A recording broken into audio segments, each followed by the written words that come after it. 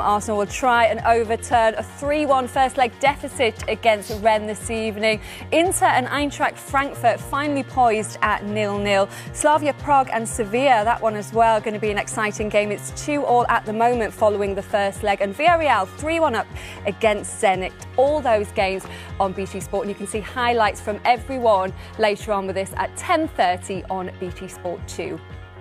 And Glenn Hoddle and Owen Hargreaves with me in the studio. Glenn, 5-0 on the night, 8-0 overall. Yeah. It couldn't have gone any better, really. No, they got off to a great start, and that's, you know, when you go away from home, even if you're 3-0 up, you want to get off on the front foot, and that's what happened. And it was very professional today, I've got to say. They kept their concentration and kept their foot on the gas and made sure that second half, they had a little spell, Kiev, in the second half, but Chelsea were just too strong. And now the tournament starts, you feel, in the quarter-final. They haven't really come up against too much good opposition, but they will, I think, in the quarterfinals. And you know, when you've got the Champions League spot there as well, it's game on now. Yeah, absolutely. He made changes as well. He made 7 changes from the Wolves game tonight. Kept a lot of experience on the bench, Owen, but he didn't need them. Well, he's got the best squad in the Europa League, and I think 8-0 over 2 legs, that's remarkable, really. 5-0 away, 3-0 ahead to start. All you need is one, really, early in the game, and the game's over. But I agree with Glenn. I thought they played so professional, disciplined, they were clinical. I think as a manager, you'd be really proud of the way the players approached what could have been a difficult game, and they were exceptional. They really were, Chelsea.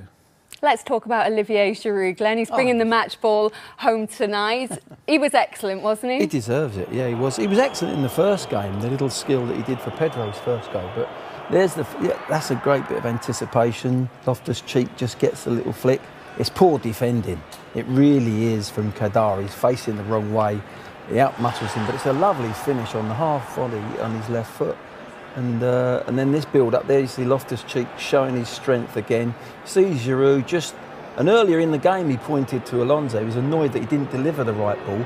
But this time, Alonso, wow, he puts it right on the money. Perfect.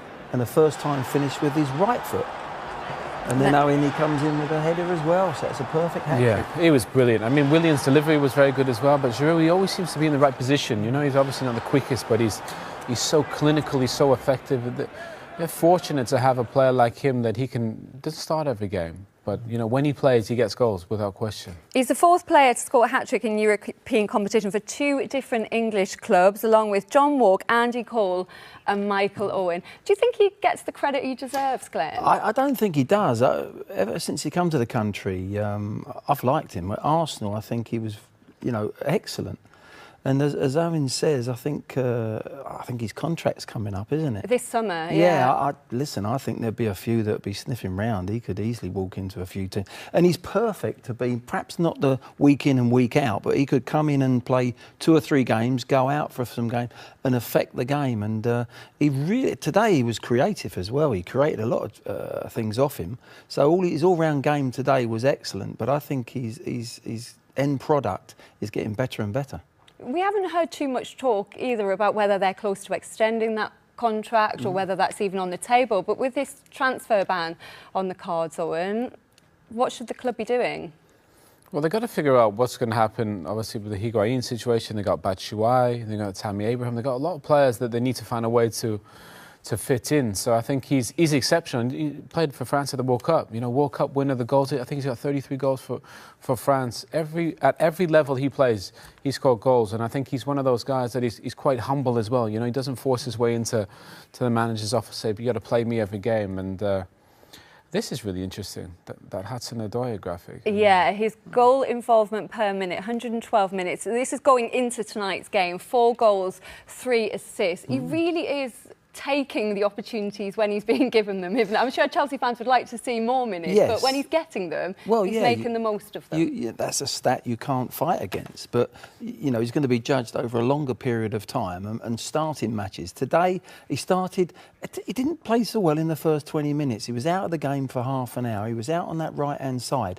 And as a youngster, he showed a lot of maturity. We were saying earlier, he didn't go seeking the ball. He didn't lose his position. He kept patient, and then eventually, at the right time, he kept sneaking in, went on the left-hand side and eventually got his goal. I think he's better from the left side. When Pedro came on, they switched him over.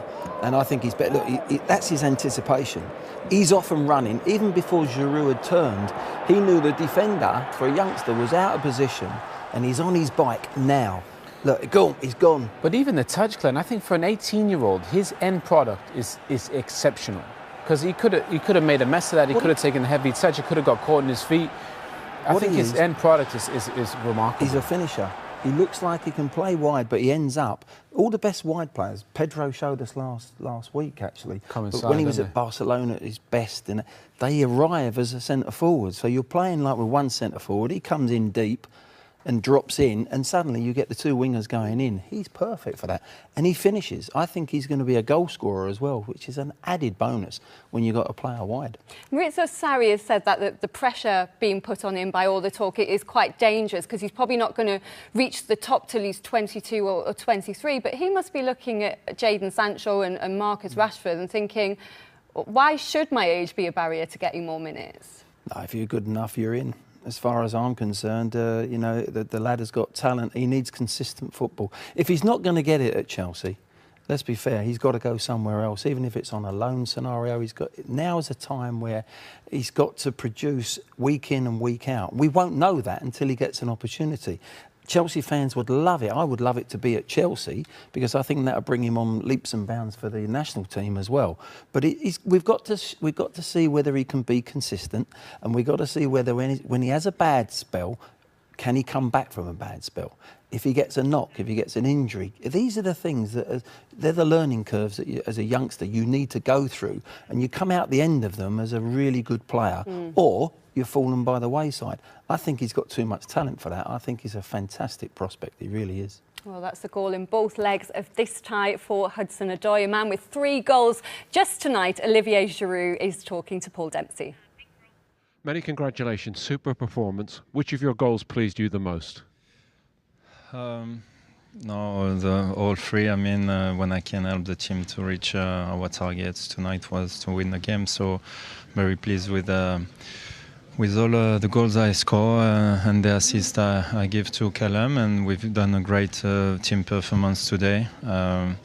So yeah, maybe the second one, because Marcos gave me the ball onto my path, you know, at the right time, at the right place. So just had to do the good movement, and it's a right foot finish, so it's not usual for me. The third one was classic Giroud, wasn't it, the header? Yeah, that's one more time a good cross from Willie, and we work on it a lot at training. So yeah, tonight we've done well on set pieces, and yeah, it's nice because when you can score goals on set pieces, you understand that you can get more points at the end of the championship, and obviously when you play Europa League. Why are you scoring so freely in this competition compared to other competitions this season? Do you want me to answer to this one? Basically, when I'm on the pitch, I try to give everything for the team, and obviously this year, especially the second part of the year, I play a lot of. I play mostly, if I can say, the European League games, so Europa League games. So. That's why I score maybe less goals in Championship. He wasn't too keen on answering that one, but I'm sure we can infer from that, if he's on the pitch in the Premier League, he's going to get you goals. Well, I think so. I think he's proven that. He's already proven that since he's come to Arsenal. 33 goals as an international football. That's fantastic. So that alone is good pedigree. But let's face it, what is it, 9 goals he's scored in this competition this year. They haven't really played anyone of any ilk yet at this moment in time. They will in the quarterfinals, and that's when obviously you're playing against better teams, better defenders. But I think he's got every attribute going. You can stick the ball into him, he'll hold it up for you. He's not got blistering pace to get on the back, but he's shrewd enough to just slide off the back of defenders. And he's a threat in the air. And he's got, as he proved tonight, a right foot and a left foot. An asset, a real asset. So I think if I'm Chelsea, I'm saying, you know, get the contract signed, yeah, without a doubt. Oh, and Jorginho's had plenty of criticism this season, whether you think that's fair or not, what we'll talk about in a moment. But Kovacic played tonight, Kante also played as well. How did they perform without Jorginho in the side, do you think? Well, when you win 5-0, everybody plays great, don't they? But I think Kovacic has played different positions in his career. I think when he was at Inter, he played slightly different. Today, at times, he played deeper because Kante played in that one where Jorginho's played in that Kovacic position today, and I thought he did terrific, Kovacic. I know Glenn says about the opposition, but I thought all his touches, loved that one there, that first time one into Kante. I thought everything he did was very, very good. This one checks his shoulder. I love that. Outside of the foot, round the corner. It just gives Sarri maybe a different option, a different wrinkle. If Jorginho doesn't play, Kovacic can go in there and do a job. He's good in possession. He can tackle as well. Just maybe something different when Jorginho, because obviously Jorginho's his man. I mean, he's going to play, isn't he? I think he's a better option than Jorginho in there, but I think he would struggle with a number 10 in there that was going to make runs off him. Yeah. Like Jorginho would. But for me, it's no-brainer. They've got the best holding player in the world, in Conte. And he's trying to put him in somewhere a little bit more attacking. He will not score goals in that position. He'll get 1 or 2 here and there. If you're a number 8, you've got to score goals and really create. He is the best holding player. He's like having 2 players in there. Glenn, could they not just play next to each other, just play 2 defensive ones? He doesn't want to play that way. He wants to play the 3, the little triangle in midfield. So he's got an option of 2 of you going into the box. Loftus-Cheek is tailor-made for that position, you know? And even Barkley. Whereas when Kovacic plays in that position, and Georgia, I don't see him getting in the box. You know, if he's playing against you, you know he's going to be there. You know, he's never going to run in behind you and give you a problem behind. So you can defend it so easily. And that's where even Conte, when he's in a holding position, every now and again, he bursts past you. So you can't just say, oh, he's just going to sit there all day. You know, you've got to be on your toes because he's got that option as well. But from a deeper position, it's like having 2 players in there when Conte plays in there. He covers so much ground. Yeah. And, you know, why would you change that? Why is it that it seems everyone you speak to in football says the same thing about Conte and Chelsea, yet Sarri doesn't see it? Well, he's the guy who's, you know, holding the reins of Chelsea. It's his decisions, and he'll live or die by the sword of who he plays and how they play. I think Chelsea can elevate their team, their best team. When they put their best team out, they can have a better team week in and week out to put out there. Actual fact, if they had the right players in the right position. Jorginho can't play a different position, whereas Kante could, because he's a better athlete. So Jorginho has to play in there because he doesn't have the legs. Kante has the legs, but does he have the end product? I just think it'd be great to see them play next to each other. Hazard as a number 10. Get Hudson-Odoi into the team to start. Well, that's with Willian. You know, that's a different shape. That's a different story. But maybe it could work for Chelsea. I'd love to see Hazard off the front. I really would. Yeah. And if he went abroad, I think he'd get that position. Well, he might very well be. Chelsea through. Arsenal with it all to do tonight. They were 3-1 down against Rennes after the first leg, but they've got off to the perfect start at the Emirates. The Gunners going 1-0 up this evening. And it's Pierre-Emerick Aubameyang with the goal there. His 3rd Europa League goal of the season. It's now 3-2 to Rennes on aggregate, but it's looking good, that start, Glenn, for Arsenal. Great start, fantastic start. And he's in the build-up. He's out on the right wing. Lovely little touch, a blind little back heel, and then he's off. And where does he end up? In the 6-yard box. What a start for Arsenal. They've got a great chance now. Yeah, a strong side he's playing as well. Do you feel a little bit this evening, Owen, for Ethan Ampadu? He travelled over to Kiev, didn't get on the bench, and then perhaps you're thinking Chelsea 3-0 up at half-time, that might be a good time for him to put on a couple of youngsters, and instead he just had experience on the bench. Well, Hudson-Odoi is, every time I watch him play, he plays great, and Ampadu is the same. Every time you watch him play, he's cool, he's calm, he's good in possession. The biggest compliment you can make to him, he plays like a seasoned veteran almost. And I think Hudson-Odoi's decision-making is very good when he plays. And Ampadu, every time he plays great. So I'd love to see him get more opportunities. It's disappointing, I think, for Chelsea fans that he's not getting the opportunities that he could do. I thought Loftus-Cheek, again, he was terrific today. They got 3 real diamonds in there, in Hudson-Odoi, Loftus-Cheek and Ampadu. Just want to see them get more opportunities because they're so, so good. Well, his side have won 8-0 over the 2 legs. I'm sure he's a happy man this evening. Let's hear from Maurizio Sarri with Paul. Congratulations, Maurizio. It's a super scoreline. Are you even more pleased with the performance tonight? We started very well. We wanted to start in this way. We scored after 5 minutes, and so after the result of the first leg, the goal in 5 minutes was a very difficult situation for the opponents. We played, I think, a wonderful first half, and then we managed the result in the second half. Unbeaten in Europe. You must be proud of that. Are you? Yes, of course, but this one is my 20th matches in Europa League, and I won 16 matches, so it's a good record, I think, but you know very well the competition. You can win 10, 12 matches in a row, but it's not enough. Tell me more about two individuals, please. First, Loftus-Cheek tonight. Oh, very well. He's improving. In the last month, he has been able to have training after the big problem with the back. Yeah. And so now he's improving every day, and a wonderful match. I am really happy because he was able to play for 90 minutes. So very good news. Compared to top players that you have worked with in your career, do you believe that he can be one of them? Loftus. The potential of Loftus is very, very high.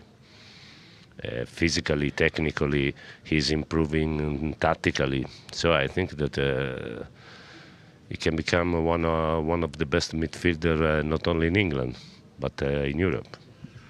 Hudson-Odoi today has been named by England in the under-21s. He's so young, of course, even for that age group. How is he doing? I think that Odoi played very well, better in the second half, because we found a lot of spaces, and Callum in the spaces is really a very good player. I am very happy for him because we scored the game. But he has to keep the feet on the ground, I think, because he is very young. He can improve more, and so I want to see him to improve. Well, he's a massive potential for Ruben Loftus-Cheek tonight. He had a great game, and Callum Hudson-Odoi better in the second half. But do you envisage both these players getting more minutes going forward, Glenn? I hope so. Whether I think they're going to get those minutes, I'm not so sure. Not this season, no. I think, you know, in the quarter-final and if they get to the semi-finals of this trophy, you'll see the big guns come out again. So I think, you know, they've done well tonight without any shot. They can only play and show what they've got, the manager, against the opposition that they've got to play against. But I think when the push comes to shove and they're going to be big games, and if they're going to be going at the end of the season for the top four, no, I don't see them two playing. Owen, Chelsea through to the quarters, one of the big favourites for the competition. They're living up to that tag, it seems. Do you still feel they've got another couple of gears that they can go up to in this competition as well? Do you fancy them? Well, they've been great so far. What's that, 9 wins so far? 1 draw in the Still competition, unbeaten. Yeah. And Eden Hazard's pretty good. He's barely played in the competition. So if Glenn's right, if they need, they've got the big guns to come in and make all the difference. So for me, they have the best squad in the competition. And it feels like they're just peaking right now in terms of the way that they're playing. They've played a bit quicker around, just keep the ball for the sake of it. They just looked a bit more dangerous today, and it really worked for them. Well, the draw for the quarterfinals and the semi-finals is tomorrow at 11 o'clock. It's the Champions League draw. 4 English sides in that draw. And then from noon on BT Sport 2 HD, we have the Europa League draw for the quarters and the semi-finals. Chelsea in there. Will Arsenal be in there too? Well, we're all done here. Thank you so much to Glenn. Thank you, Owen, as well. We're all done here, but the late games are well underway across our channels.